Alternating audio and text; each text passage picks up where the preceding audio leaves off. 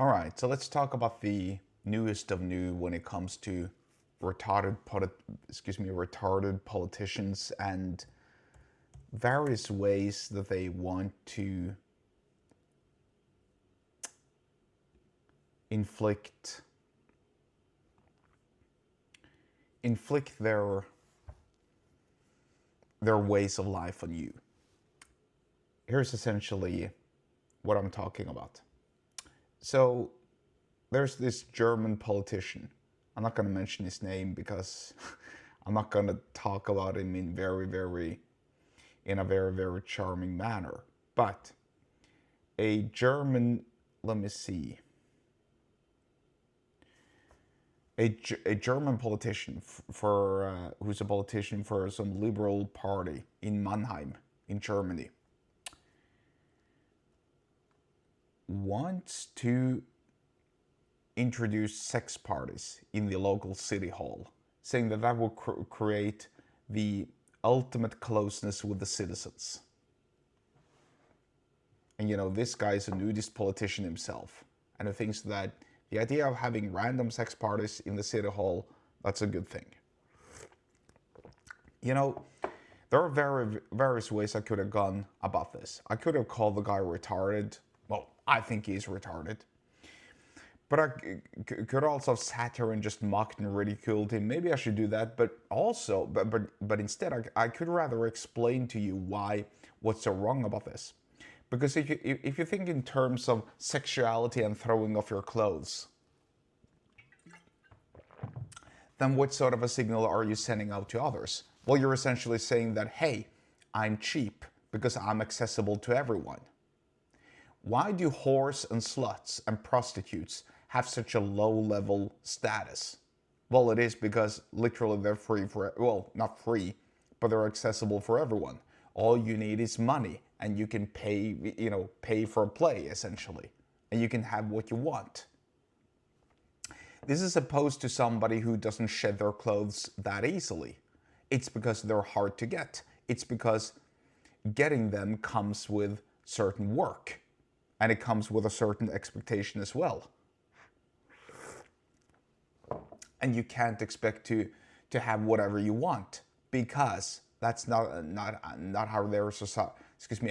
That's not how their society. That's not how their. Excuse me. That's not how their ways of life are. And so, even from a persuasive perspective here, what are you doing when you're throwing these nudist parties? Well, you're ruining effectively everything.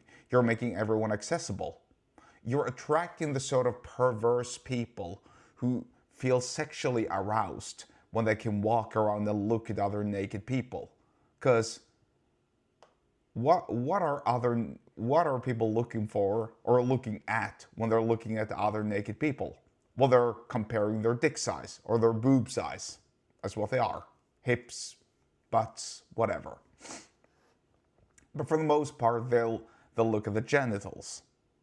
And it's literally going to be a dick measuring or a boob measuring contest, which is something personal and private, and it shouldn't go out there in the public, simply because that's how you keep a society, not restrained, but you keep it proper by actually keeping activities like that inside the home, where they belong, inside the bedroom even. And so this is my point. When you want to introduce such wild orgies and such wild ways of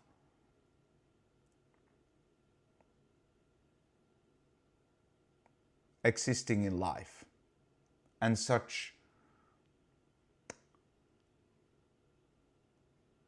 what's the word I'm looking for?